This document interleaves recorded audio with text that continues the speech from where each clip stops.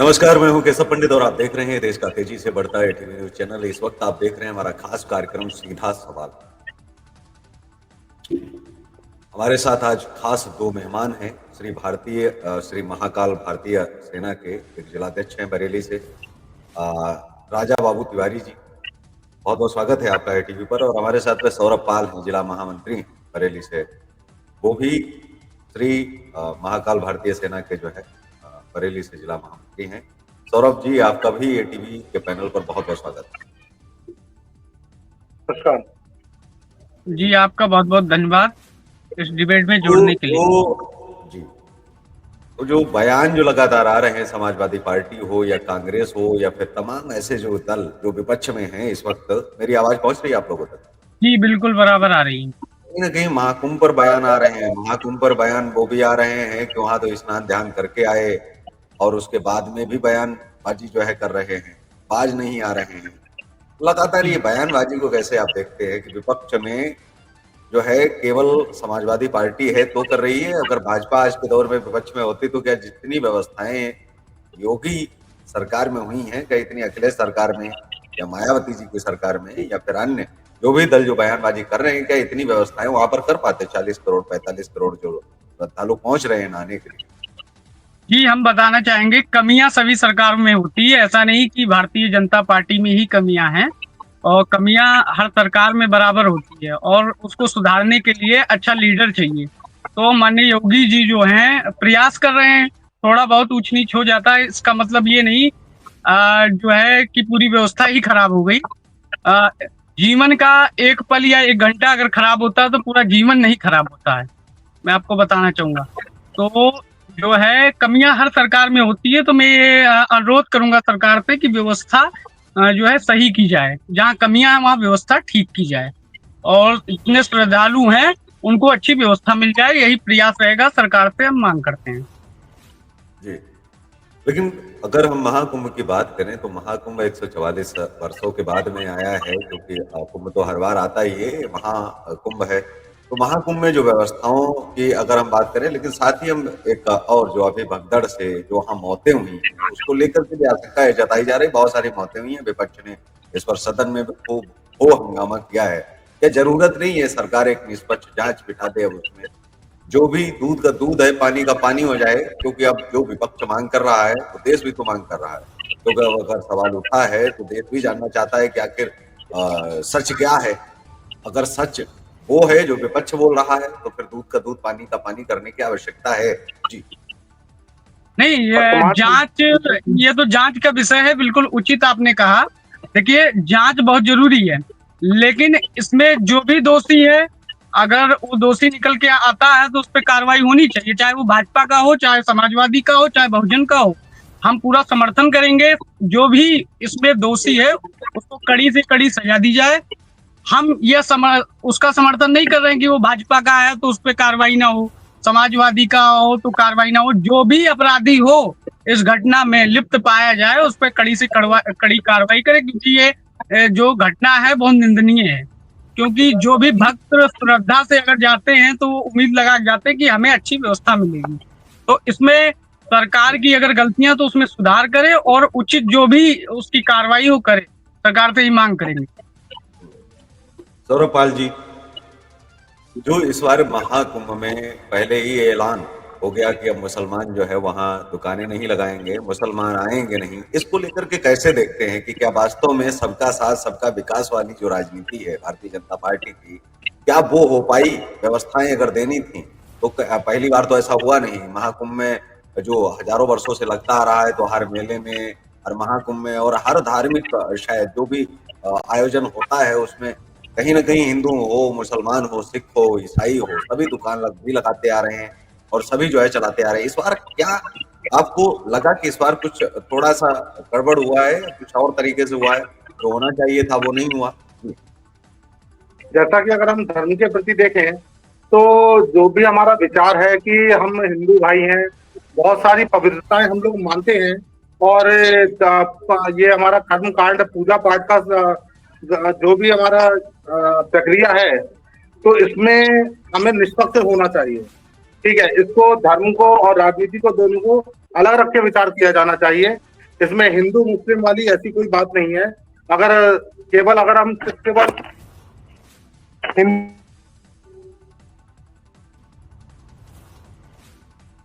की आपकी कोई भी समस्या उत्पन्न ना हो।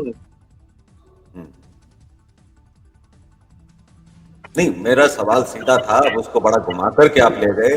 राजनेताओं की तरह जवाब मत दीजिए, सीधा सीधा आप दे दीजिए कि जो इस बार मुसलमानों को दुकान लगाने से रोका गया है, सीधा सा है, पूरा देश देख रहा है, पूरी दुनिया ने देखा है, वो कितना सही था और कितना गलत था। क्योंकि हजारों सालों से ये तो परंपरा आज की है नहीं, बहुत सारे धार्मिक आयोजनों में जाते हैं हिंदू भी, मुसलमान भी।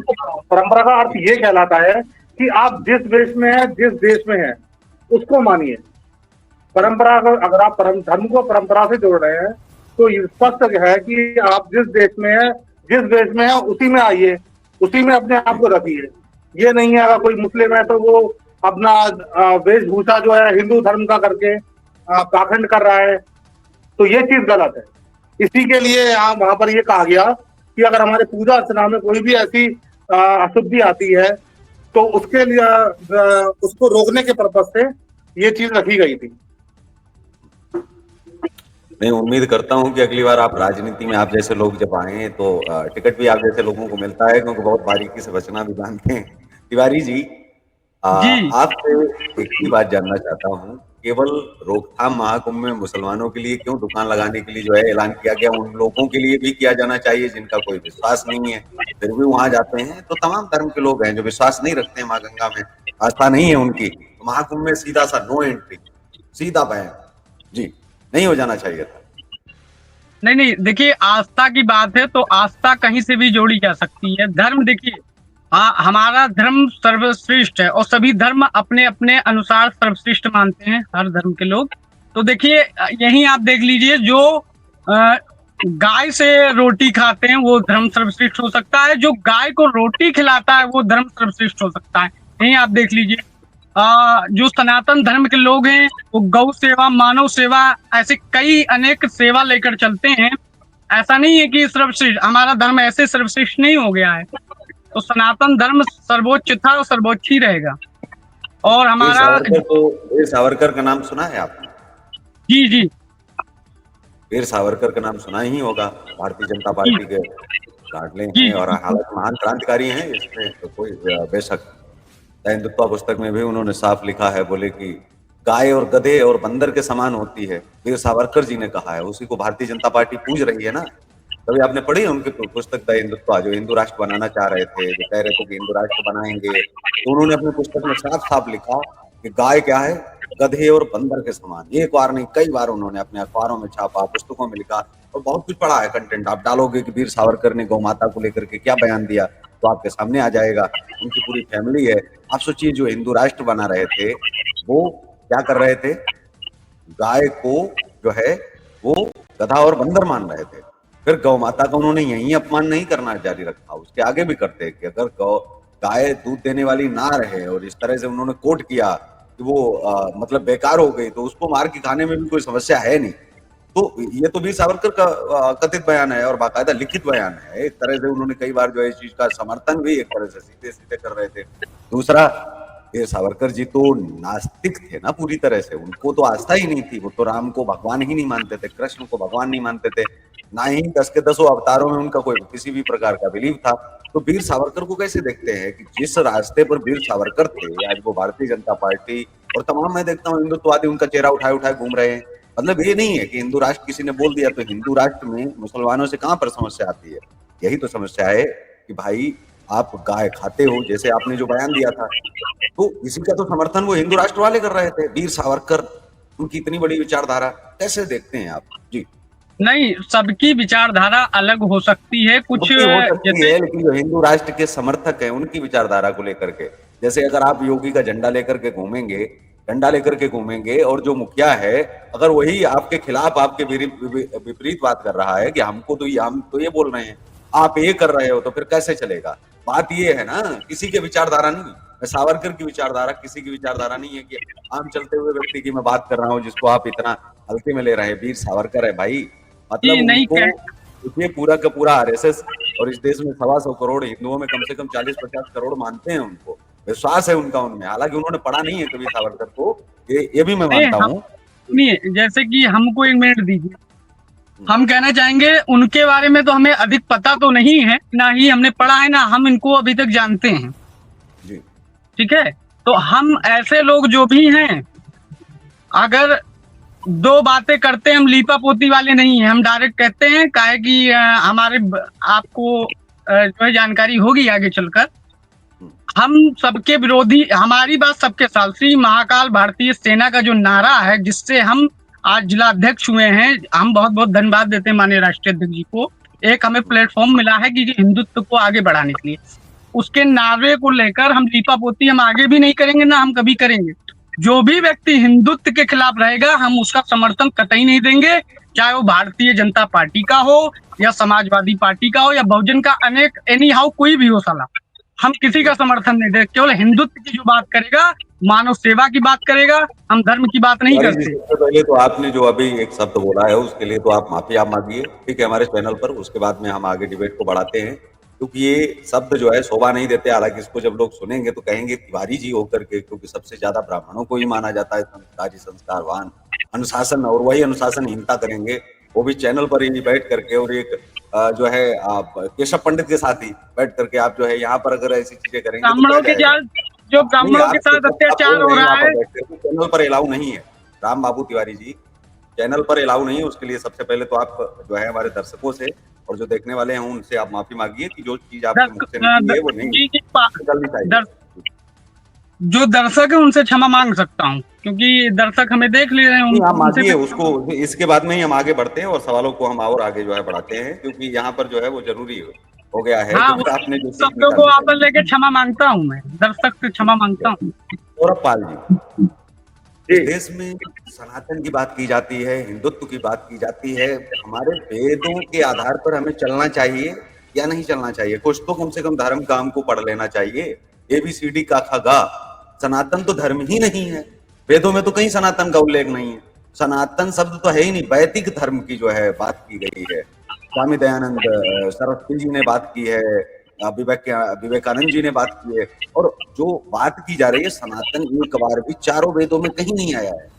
वैदिक धर्म आया है। इसको लेकर के भी लगातार बहुत बड़ी बड़ी डिबेटें भी चली है, उसको लेकर के डिबेट हुई है। और वो बाकायदा शास्त्रार्थ जो है वो जो किए गए, अब तो शास्त्रार्थ लोगों ने करने ही छोड़ दिए। जितने धर्म गुरु हैं वो उनकी बात नहीं कर रहे हैं।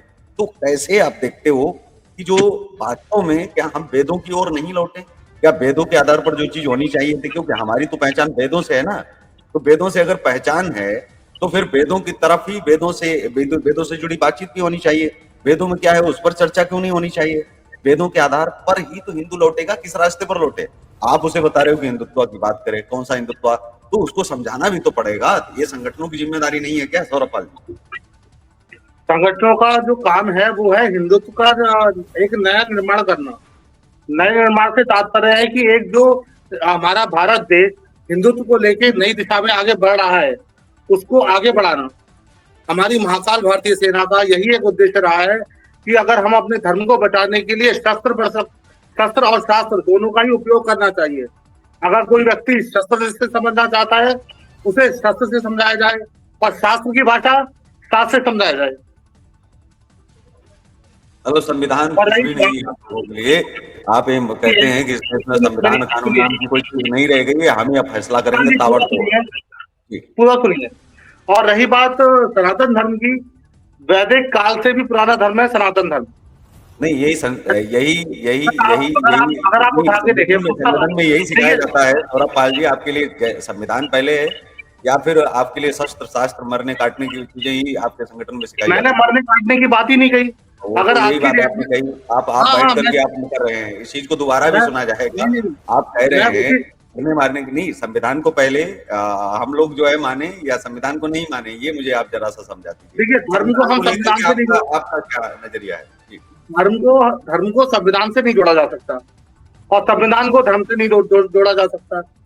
ठीक है, अगर हमारे यहाँ जैसे नागा साधु है, आप लेकर चलिए ना, धर्म को संविधान से कैसे नहीं जोड़ा जा सकता? नागा साधु है हमारे यहाँ, ठीक है। इसी प्रकार से हमारे यहाँ नागा सैनिक भी हैं। वही ये कहते हैं जो धर्म की रक्षा भी करते हैं, तो धर्म के बारे में ज्ञान भी देते हैं। आप नागा नहीं है ना, वो तो अपने आप को अलग मानते हैं, वो किसी पर कोई आक्रमण नहीं करते हैं, वो उस समय के लिए बने हैं जब कोई व्यक्ति संविधान को खत्म करने की तो हिंदू बात आक्रमण, करके तो हिंदू आगे बढ़ेगा, तो वो एक दौर और आएगा। गाँव इसका को मतलब जो ये शंकराचार्य की नहीं नहीं सेना नहीं, है इसका उसको मतलब लेकर है के कि आप हिंदू कितना ज्ञान आक्रमणकारी है। आप जो बात कर रहे हैं कि आप यूनिवर्सिटी वाला संस्कृत, ज्ञान है। तिवारी जी आप तक जो आता बात हूँ, कर लेकिन आपको कहता हूँ, मुझे लगता है कि बहुत कुछ पढ़ने की आपको आवश्यकता है। राम बाबू तिवारी, नागा साधुओं जी की हम बातचीत करते हैं, लेकिन हम बातचीत करते हैं सनातन पर।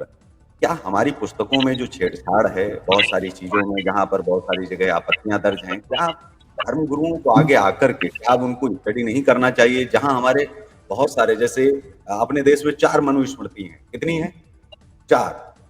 आपको नहीं शायद पता होगा। एक 1400 श्लोक वाली, एक 1800 श्लोक वाली, एक 2200 श्लोक वाली, एक 2800 श्लोक वाली। तो मनुस्मृति तो एक ही सही होगी। अब 3 गलत हैं, इसका कौन खंडन करेगा? कोई ना कोई तो धर्मगुरु आकर के करे। शंकराचार्य हैं चारों पीठों के, तो वो पीठाधीश्वर जो है आकर के करें। इन चीजों पर भी तो संगठन कम से कम बातचीत करे। दूसरा, बहुत सारी पुस्तकें छपती रहती हैं हिंदुओं के खिलाफ, हिंदुओं की छवि सिनेमा में दिखाई जाती है किसके? हिंदुओं के खिलाफ। और उन फिल्मों को पास कौन करता है? हमारे हिंदुत्व के सबसे बड़े चेहरे, नरेंद्र मोदी जी की पार्टी, या सीधे सीधे कहें प्रधानमंत्री नरेंद्र मोदी जी, क्योंकि उन्होंने तो कभी भी उन चीजों पर नहीं बोला। उन्होंने एक बार भी नहीं कहा कि सिनेमा जगत में अगर हिंदुत्व के देवी देवताओं के चेहरे के खिलाफ कुछ गया तो हमें एक्शन लेंगे। दूसरा साथी, मेरा ये सवाल सीधा सा ये है कि ईस निंदा कानून क्या नहीं बनना चाहिए? इसको लेकर के आपका संगठन कैसे सोचता है? जैसे बहुत सारे लोग जो गाली गलौज करते हैं, आपने देखे होंगे, नवबौद्ध के कुछ बद्ध लोग बैठ जाते हैं और वो कुछ भी बैल बुद्धि, मतलब उनको कुछ भी का था गा पता होता नहीं है, और बैठ करके वो अपना ज्ञान जो है वो बांटने लगते हैं। उन पर कोई कार्यवाही नहीं होती। तो ईस निंदा कानून की क्या आवश्यकता नहीं है देश के अंदर? मतलब कि जो किसी के भी किसी देवी देवता को या भगवानों को कोई कुछ गलत बोल ही नहीं पाएगा, क्योंकि बोलेगा तो उसके लिए कम से कम 10 साल की जेल का प्रावधान कर दिया जाए। न तो कोई मोहम्मद पैगंबर के बारे में कुछ गलत बोल पाए, न कोई महात्मा बुद्ध के बारे में गलत बोल पाए, और नहीं कोई किसी 33 करोड़ देवी देवताओं सहित किसी भी धर्म पर, हमारे गुरुओं पर, किसी पर कोई टिप्पणी कर ही नहीं पाए। तो इस निंदा कानून की क्या आवश्यकता है या नहीं है? क्योंकि दिन रात कब तक गाली सुनेगा हिंदू? इस पर तो बातचीत ही नहीं। 10 साल हो गए, कानून क्यों नहीं बनाया? और इसको लेकर के संगठन क्यों सड़क पर नहीं उतरते कि भाई हमको इस निंदा कानून की जरूरत है, हमारे देवी देवताओं को गाली दे रहे हैं, हम कितने लोगों के खिलाफ मुकदमे लड़ेंगे? आप एक कानून बना दीजिए, फिर हम लिखवाते हैं मुकदमे, फिर पुलिस लड़ लेगी, जेल काटेंगे, सीधा 10 साल अंदर जाएंगे, जमानत तय करवाएंगे। हमको मतलब ही नहीं, तो कानून नहीं बना देना चाहिए? जी, हम बताना चाहेंगे आपको कि अगर आपको कोई एक थप्पड़ मार दे पहले, तो वो गलत है कि, या आप दोबारा उसके मार दे वो गलत? गांधी वाला मेरे साथ में मत करिए, क्योंकि मैं सुभाषवादी हूँ, आप मेरे बारे में बहुत कम जानते हैं, इसलिए मैं कह रहा हूँ कि जो मैंने सवाल पूछा है, देखिए यहाँ पर 2 चीजें, यहाँ सवाल पूछने के लिए हम बैठे हैं, राम बाबू तिवारी। जिस दिन आप मेरी जगह होंगे, मैं आपकी जगह होऊंगा, आप जी भर के सवाल पूछ लेना, क्योंकि एंकर और जो है यहाँ पर आए हुए लोगों में नहीं, आप नहीं कर सकते ना, सवाल तो तभी तो बढ़ाऊंगा, मेरे साथ में नहीं आप खेल सकते हैं, क्योंकि आप लगातार और आगे आने वाले समय में आप जुड़ते रहेंगे। आप जानते हैं मेरे साथ में नहीं आप खेल सकते। मेरे साथ बहुत तमाम राष्ट्रीय प्रवक्ता आते हैं, मुझे मत आप ये चीज सिखाइए। यहाँ IAS IPS भी आते हैं। कहना चाह रहा हूँ, पहली गलती किसकी है? जो पहला थप्पड़ मारेगा। मैं आपको ये बताना आप अपने आप में एक्सप्लेन करिए ना कि आप किसको थप्पड़ मारेंगे, किसको नहीं। मैं तो केवल सवाल पूछने का वो हूँ, आप अपने आप बताइए कि कोई मेरे मारेगा, मैं उसको थप्पड़ मारूंगा। थप्पड़ वाला मैंने कोई अभी पूछा ही नहीं। मैंने आपको क्या सीधा पूछा, तभी क्या कानून नहीं बन जाना चाहिए? जी, सामने वाले को हम थप्पड़ मारते हैं, उसके बाद अगर वो हमें मारता है तो उसकी गलती नहीं है, क्योंकि सनातन धर्म प्रथम जो है, कोई भी हिंदू धर्म का व्यक्ति पहली गलती नहीं करता। आप देख लीजिए उठा के, आप तो इतने जो है जानकार आदमी हैं, तो आप इसकी जो है उल्लेख कीजिए इस बारे में। जब भी कोई गलती होती है, इस्लाम धर्म करता है, ऐसा कहीं नहीं, हिंदू ही करता है। कोई भी ऐसी गलती हिंदू की तरफ से नहीं होती। कोई भी जुलूस निकलता है तो हिंदू उसमें विघ्न नहीं डालता, और जो भी मुसलमान के जुलूस निकलते हैं वो ऐसे कंटरपत्ती वाली बातें करते हैं। ऐसा नहीं कि हिंदू ही करता है। तो उस पर कानून बनना चाहिए, ना कि हिंदुओं के देवी देवताओं पर और दर्शन पे किसी चीजों पर रोक लगनी चाहिए। नहीं, मैं तो इस निंदा कानून की बात कर रहा था। आप तो उसमें रैली में आ गए, उस पर तो बना है ना, बहुत सारे कानून बने हैं। वो मैं तो इस निंदा की बात कर रहा था कि कोई किसी के देवी देवता, इस पर कानून बनना चाहिए। बिल्कुल समर्थन करते हैं हम आपका, क्योंकि किसी भी आस्था या धर्म को ठेस पहुंचाना किसी को अधिकार नहीं।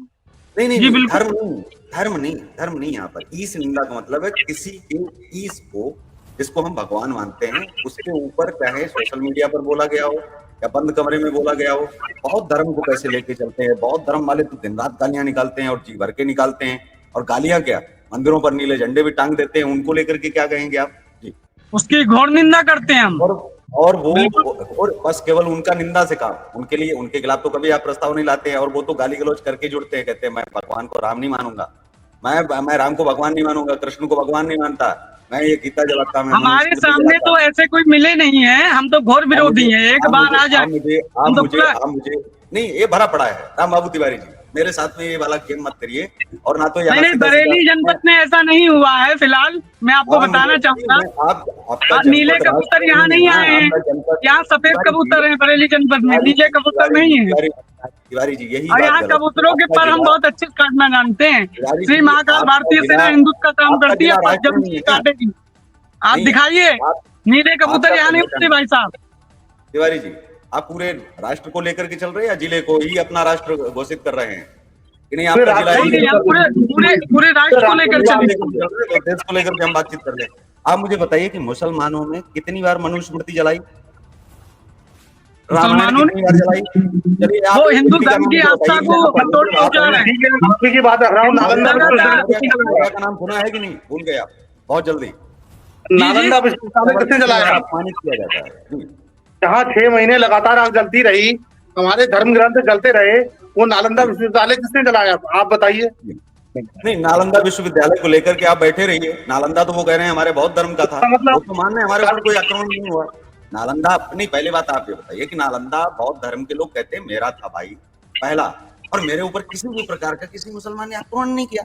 आप क्यों बौद्ध धर्म को जो है वो कर रहे हैं कि आप उनके पक्ष में जा रहे हैं? मैं तो आपसे ये पूछ रहा हूँ, जो हर रोज गालियां दी जा रही, जैसे मौर्य ने किया तो रामायण जला दी, उसको लेकर के क्या बहुत मतलब केवल एक धर्म के लोग लेकर के बैठे हो कि नहीं? बाकी के धर्म जो है सबसे ज्यादा विनाश कौन कर रहा है? नास्तिक सबसे ज्यादा कौन पैदा कर रहा है? सबसे ज्यादा नास्तिक बना कौन रहा है? और इस देश में सबसे ज्यादा खा कौन रहा है? आरक्षण पर बात नहीं होगी या फर्जी SC ST पर बात नहीं होगी? कितने लोग पीड़ित हैं, जेलों में सड़ रहे हैं, उन पर क्यों बातचीत नहीं होगी? महाकाल सेना केवल एक ही धर्म के लिए बैठा है और सबसे ज्यादा आप जमीन जायदाद हर चीज के मामले आप नहीं, आरक्षण पे अगर बात की जाए तो आरक्षण का जो सर्टिफिकेट सरकार देती, सरकार क्यों नहीं खत्म कर रही इसको? ब्राह्मण पंडित के यहाँ के वो सर्टिफिकेट लेने जाए, सरकार भी क्यों लेती है? आरक्षण की बात क्यों करती है? नहीं, मैं बात करना चाहूंगा, ब्राह्मणों के घर जाके सर्टिफिकेट ले, भीमकालीन नीले कबूतर जाके ब्राह्मणों के यहाँ गेट पे जाके हमें कहे हमें सर्टिफिकेट दो आरक्षण का, सरकार नहीं कहती है। सौरभ पाल जी, संगठन हम नहीं है ना, संगठन तो आप हैं। हमारा सवाल आपसे होगा, आप सड़क पर क्यों नहीं उतरे आरक्षण के खिलाफ? आप क्यों नहीं उतरे SC ST के खिलाफ? आप मतलब इसी देश में जब ये बातचीत की जाती है किसी धर्म ग्रंथ को, आज मुझे नहीं लगता है कोई मनुस्मृति की बात करता हो, शायद ही कोई बातचीत करता हो, मुझे नहीं लगता। मैंने तो कभी कोई देखा नहीं कि मनुस्मृति को लेकर के घूम रहा हो, ठीक है, और कह रहा हो कि नहीं मनुस्मृति लागू करूंगा, मनुस्मृति। कोई एक संगठन नहीं मिलेगा आपको मनुस्मृति को लेकर। फिर भी मनुस्मृति के खिलाफ इतना बोला जाता है, ठीक है आप बोलते रहिए, वो कोई धर्म ग्रंथ नहीं है, वो शासन पुस्तिका थी और आप उसको लेकर के बोलिए। इसके बाद में अंग्रेजों का और मुगलों का, तुगलों का पता नहीं किन किन लोगों का जो है चलता रहा। लेकिन इसी देश के अंदर जब बातचीत की जाती है कि बंटवारे के समय, सीधा सवाल है और सीधा उत्तर देना प्लीज, क्योंकि आप घुमा फिरा के बहुत उत्तर देते हैं। ये डिबेट अभी रिकॉर्ड चल रहा है, इसके बाद लाइव चलने वाला है, बहुत सारे लोग सुनेंगे। सारे अगर मुसलमान पाकिस्तान चले गए होते तो APJ अब्दुल कलाम किसके हिस्से में आते? सीधा सवाल, कोई इसमें रोक टोक नहीं और किसी भी तरह का आप जो है गलत तरह से यहाँ पर नहीं आप करेंगे जी। आप मुसलमान की परिभाषा किस प्रकार से वर्णित करते हैं ये बताइए? हाँ, मैं उसी मुद्दे पर आ रहा हूँ।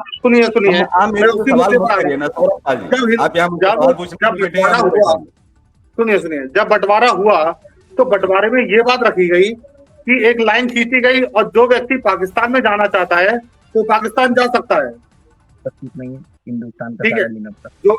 जो व्यक्ति, लेकिन जो व्यक्ति हिंदुस्तान में रहना चाहता है वो हिंदुस्तान में रह सकता है। तो बहुत सारे मुस्लिम ऐसे थे जो हिंदुस्तान को ही अपनी जन्मभूमि और कर्मभूमि समझते थे, उन्हें पाकिस्तान का बंटवारा रास नहीं आया तो वो यहाँ रुके। और आज भी ऐसा नहीं है। APJ अब्दुल कलाम की आप बात करते हैं, क्यों रास नहीं आया? 98% मुसलमान खुद पाकिस्तान में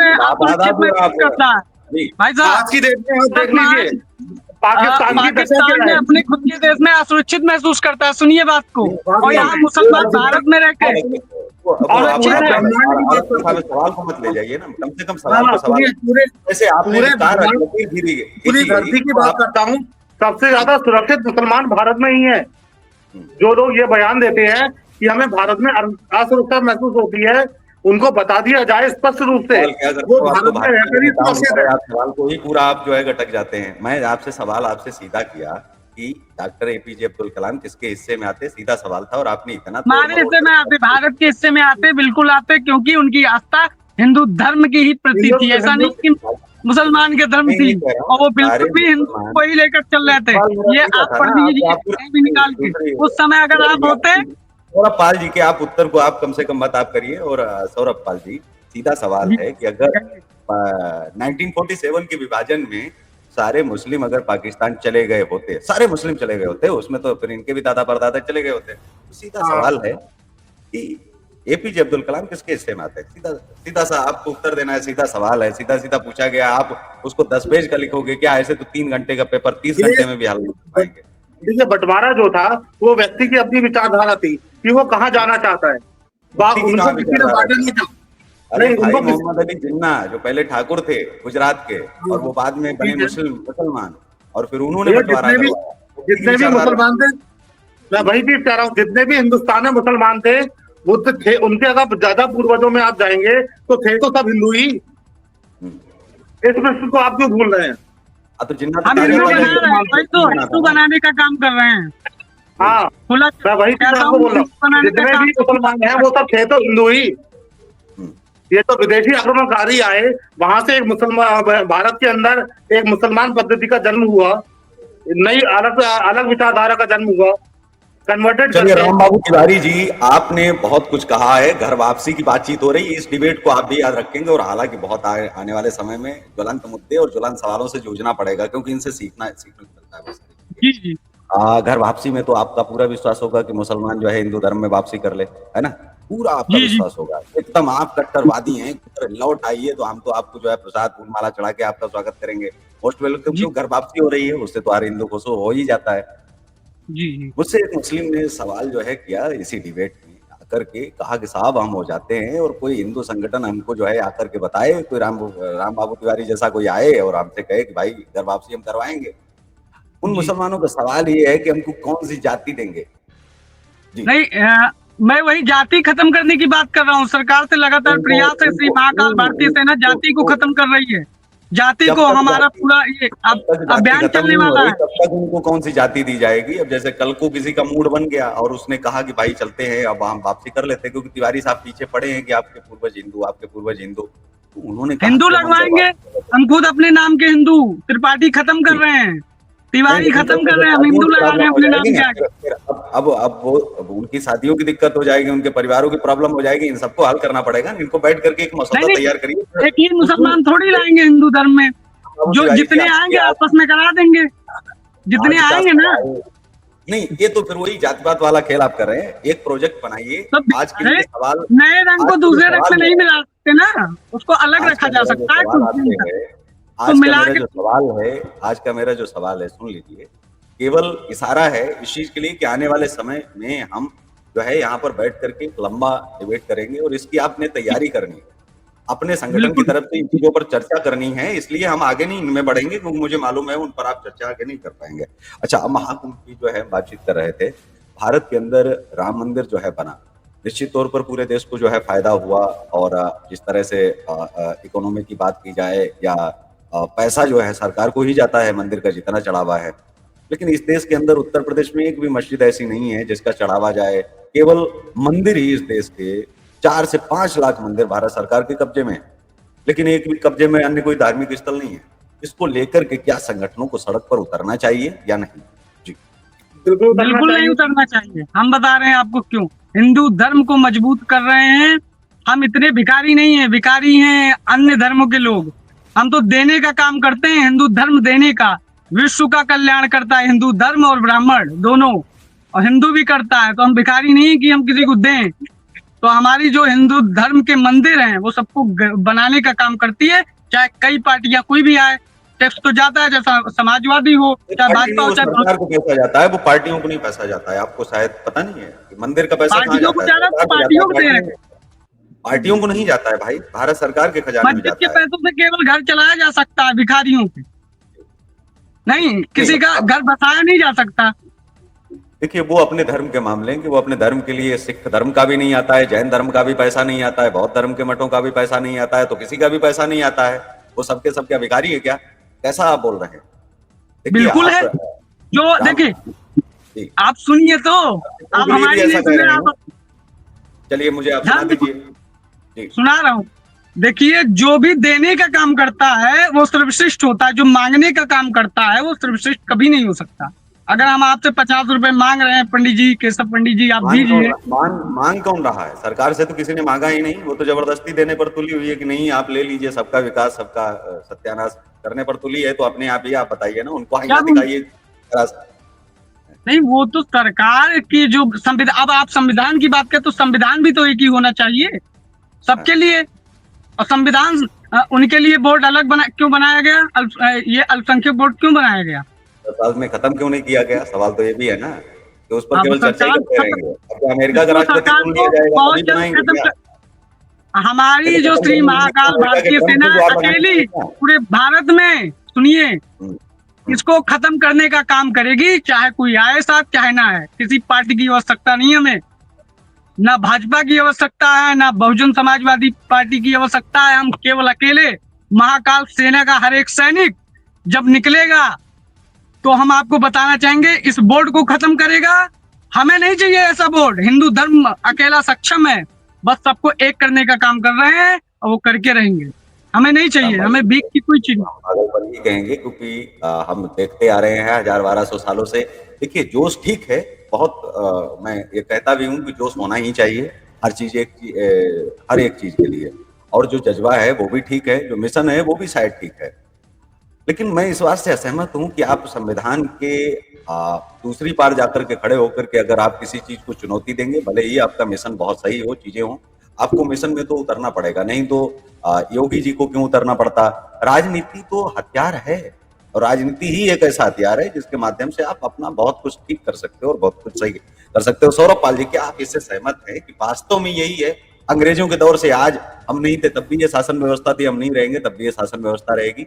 लेकिन शासन व्यवस्था ही एक ऐसी व्यवस्था है जिसके हम माध्यम से बहुत सारे कानूनों में बदलाव ला सकते हैं। बहुत सारे कानूनों को जो शासन व्यवस्था बनाती है, उसी शासन व्यवस्था से हम जाकर के बदल सकते हैं। एक प्रक्रिया है, उसी के तहत तो हम काम कर सकते हैं, या उससे हम अलग जाकर के हम काम करेंगे? जी नहीं, हमारे देश का जैसे संविधान है और देश के प्रत्येक नागरिक को संविधान के अनुसार ही चलना चाहिए, तो शासन व्यवस्था से तो हम अलग नहीं हो सकते। जो भी स्पष्टीकरण है, हमें शासन के अनुसार ही चलना पड़ेगा। लेकिन आपकी जो अपनी विचारधारा है उसमें परिवर्तन लाना आवश्यक है, और हिंदुत्व के प्रति जागरूक भी होना भी आवश्यक है।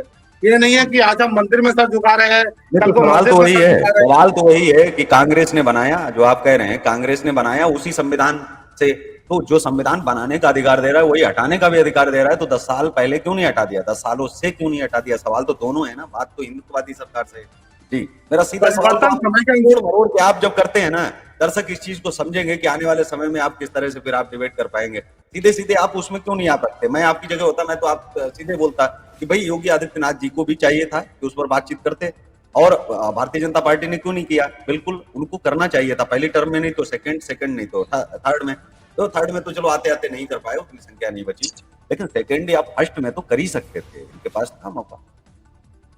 लेकिन अगर देखा संविधान के परिवर्तन की आपने बात कही, तो संविधान में समय समय पर लगातार परिवर्तन की बात कर रहा हूँ मैं मुस्लिम पर्सनल लॉ बोर्ड और वक्फ बोर्ड की बात कर रहा हूँ, उनको हटाने की बात कर रहा हूँ मैं। संविधान परिवर्तन की बात कहाँ गई हमने? वक्फ बोर्ड की अगर बात की जाए तो आप देख रहे होंगे, अगर वक्फ बोर्ड ये कहते हैं संपत्ति हमारी है, तो ये माना जाता है कि वक्फ बोर्ड की हो गई। लेकिन अब इसी बात में योगी जी जो है, इसी के लिए तो सरकार को हटाना चाहिए था। वही तो मेरा सवाल है। 2014 से 2025 उसके लिए आप देखिए स्पष्ट रूप से सरकार अपना काम कर रही है, हर एक संपत्ति के अगेंस्ट जांच बैठा रही है, सारी संपत्तियों का ब्यौरा इकट्ठा किया जा रहा है, जिसके लिए सरकार प्रतिबद्ध है और लगातार अपना काम कर रही है। एक बिल लाते बोर्ड ही खत्म कर देते, जरूरत क्या थी इतना सब तामझाम करने की? कोई जांच वांच नहीं, और जांच चलते चलते सरकार बदल गई तो जांच फिर ठप हो जाएगी। कितनी जमीनें सरकार आएंगी, आप बदलेगी सब क्यों? जानते हैं कानूनी पक्षों को। सरकार इसलिए बदलेगी क्यों? प्रश्न तो यही है ना, सरकार क्यों बदलेगी? मुद्दा खत्म नहीं करेगी जी, ये कहना चाह रहे हैं आप। नहीं, सरकार नहीं बदलेगी। अगर हिंदुत्व है तभी हम जिंदा हैं, हिंदुत्व नहीं है तो मरणासन स्थिति में तो कोई भी व्यक्ति जी रहा है, रोज केवल खाने कमाने का ही काम कर रहा है। अगर आप अपने धर्म को नहीं बचा सकते तो सब बेकार है। जी बिल्कुल, धर्म को बचाने की बातचीत बिल्कुल जो आपने कही है कि धर्म को बचाया, धर्म को बचाने के लिए कहाँ कोई प्रयास किया जा रहा है। सवाल तो फिर धर्म वही को आकर के धर्म आता को है। मैं उसी चीज की बात कर रहा हूँ, धर्म को बचाने के लिए शिक्षा अति आवश्यक है। आज की डेट में, वर्तमान में अगर देखा जाए तो आपके सन 19 में शिशु मंदिरों की संख्या कितनी थी और आज की डेट में कॉन्वेंट स्कूल की संख्या कितनी है? शिशु मंदिर में सबसे पहले यही सिखाया गया कि सरस्वती वंदना आवश्यक है, और आज की डेट में आप किसी भी विद्यालय में चले जाएं, सरस्वती वंदना का नामो निशान तक नहीं है। सौरभ जी सच मंत्र सच तक नहीं बताना, है। आप सच बताना, क्योंकि मैं तो बहुत ग्राउंड जीरो पर उतरा हूँ। हिंदुत्व पर वो बहुत सारे लोग ध्यान देते हैं जो अपने बच्चे कॉन्वेंट स्कूल में भेजते हैं, बुरा मत मानिएगा, और वो उस चीज का समर्थन करते हैं, कभी विरोध में भी नहीं करते हैं, उतरते भी नहीं है। मैंने एक्चुअली जितनी भी रिपोर्टिंग की है, आप हमारी रिपोर्टिंग जब आप देखेंगे तो मैंने अंतर्राष्ट्रीय स्तर पर भी बातचीत की है, और मैंने नेपाल, आपका यूक्रेन हो गया, रूस हो गया, आपका ब्रिटेन हो गया, वहां के जब हमारे जो है अंतर्राष्ट्रीय राजनीतिक विश्लेषक जब जुड़ते हैं, मेरा सवाल जो पूछने का काम, एक ही काम है, सवाल पूछना, सवाल की तैयारी करके बैठता हूँ, और ये काम है इतने वर्षों से लगातार अनवरत सवाल ही पूछ रहा हूँ। तो सवालों में लेकर के, चाहे वो हिंदू हो मुस्लिम हो, हमारा ये मानना है कि हमको अब किताब भी पढ़ने की आवश्यकता है, हमको कुछ जान भी लेने की आवश्यकता है, हमको कुछ जानने की भी बहुत जरूरत है कि हम ताकि धर्म का सही विश्लेषण समझा पाए, ताकि हम सही शब्दों में धर्म का अर्थ बता पाए। उन लोगों को, अगर जो हिंदुओं के बच्चे हैं, क्या उनके ऊपर ये लागू नहीं होता है कि उनको हनुमान चालीसा आना चाहिए? क्या उनको जो है, उनको उनके लिए भी तो धर्म होना चाहिए ना। केवल लड़ेंगे लड़ेंगे, किन के लिए लड़ोगे? जो कुछ मानते नहीं। आप अपने आप योद्धा बन गए, बहुत जरूरी, लड़ किसके रह रहे हो? हिंदुओं के लिए। वो हिंदू जो खुद में ही जो है खुद का विरोध कर रहे हैं, तो आप जिनके लिए लड़ रहे हैं उन्हें सुधार भी तो दो, वो भी लड़ने के बराबर ही हो गए, तो वो अपने आप भी तो सुरक्षा कर पाए। अगर आप, मतलब मैं कह रहा हूं कि जो 4 लोग खड़े हुए हैं, अगर 4 लोग आज नहीं तो कल अगर वो दूसरी विचारधारा के धीरे धीरे लोग कैसे हो जाते हैं? वजह यही है कि हम हिंदुओं को सही एक दिशा भी तो नहीं दे पाते, कि हम अपनी पीछे वाली पीढ़ी को तैयार करके भी तो जाए कि बेटा आपने सही ढंग से चलना है, तैयारी करके आप चलो, आप अपने आप में सक्षम बनिए, आप जो है सशक्त बनिए, आप ईमानदार बनिए, निडर बनिए, और धर्म के पथ पर आप चलने का प्रयास भी कीजिए। दोनों चीजें भी तो हम समझा सकते हैं, उनको कौन समझाएगा? समझाने का जो जब आप देखते हैं, बाल्यकाल बच्चे का होता है तो 4 साल की उम्र आयु के बाद वो बच्चा विद्यालय जाना शुरू कर देता है, और सबसे ज्यादा समय वो वहीं बिताता है। अलग अलग धर्मों के और जातियों के लोगों के बच्चों के बीच में वो रहता है, अलग अलग शिक्षा वो ग्रहण करता है। तो आपने लॉर्ड मैकाले की शिक्षा पद्धति अगर देखी थी तो उन्होंने क्या काम करा, सबसे पहले गुरुकुल, जितने भी गुरुकुल थे उनका नाश कर दिया, ठीक है, शिक्षा पद्धति ही चेंज कर दी। उसी प्रकार से शिशु आप मंदिर, मुझे बताइए, जैसे सिख सुनिए पूरा सुन लीजिए, आप पूरा नहीं मैं बीच में, इसलिए मैं ऐड कर रहा हूँ थोड़ा। सिख धर्म में, राम बाबू तिवारी जी से भी मैं इसी सवाल का जवाब जो है चाहूंगा। सिख धर्म में क्या है कि कोई अगर बीड़ी या तंबाकू खाते हुए अगर दिख जाए तो दूसरा सिख आकर के, चाहे वो बुजुर्ग हो, उसको तो खींच के जो है मारता है, चाहे वो भारी मार्केट में हो तो इसलिए कहीं खाते हुए नहीं मिलेगा। अगर कोई सिखा और चोटी और बिना तिलक के अगर कहीं मिल जाए कोई, तो उसको लेकर के क्या तैयारी नहीं कर लेनी चाहिए कि भाई इस तरह से भी हम अब करना शुरू कर देंगे? तो इन पर लठ बजाना चाहिए सबसे पहले। अगर जो है इन पर लठ बजेगा तभी तो हिंदू सुधरेगा। जब वो चीजें जो है इनको लौटाने के लिए, देखो हिंदू अपने आप नहीं आता है, उसको सुधारना पड़ता है लठ लेकर के। तो हिंदुओं को लठ की जरूरत है, उससे कैसे आप जो है सुधारेंगे? उनको क्या सुधारने की आवश्यकता नहीं है, उनको भी तो आप कब देखिए, व्यसन की अगर बात करें तो व्यसन तो व्यक्ति का अपना निजी विचार है। हिंदू तो कभी नहीं कहता कि आप जो है तंबाकू खाओ, सिगरेट पियो, या व्यसन की बात नहीं कर रहा हूं, मैंने एक उदाहरण दिया था, आप उसको ले गए। मैं ये कह रहा हूं कि बिना सिखा का कौन सा ब्राह्मण हो सकता है? अब कोई ब्राह्मण बिना सिखा का मिल जाए तो उसको तो 2 चमाट मारनी चाहिए, या तो ब्राह्मण नाम के आगे लिखना छोड़ दे या तो सिक्का रखाना शुरू कर दे। अब बिना जनेऊ का अगर कोई ब्राह्मण मिल जाए तो क्या करना चाहिए उसके साथ में, आप बताइए? क्या उसको ब्राह्मण धर्म से बाहर निकाल के नहीं फेंक देना चाहिए?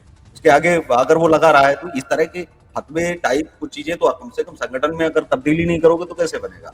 कोई भी ब्राह्मण अपने आप को ब्राह्मण बोलता रहेगा जबकि उसके अंदर ब्राह्मण नाम की कोई चीज है ही नहीं। तो इन चीजों को लेकर के भी तो संगठन जागरूक हो, तभी तो पता चलेगा कि संगठन कुछ पीछे पैदा करके भी लोग जा रहे हैं, लोगों के लिए कुछ अच्छी चीजें भी बता रहे हैं। संगठन का काम लड़ना का युद्ध थोड़ी लगा हुआ है कि नहीं आप जाओगे और वहां पर आप युद्ध शुरू कर दोगे। तो ये लड़ना क्या है? लड़ना तो खुद से ही है ना जी। सबसे बड़ी लड़ाई तो हमारी अपनों के खिलाफ है।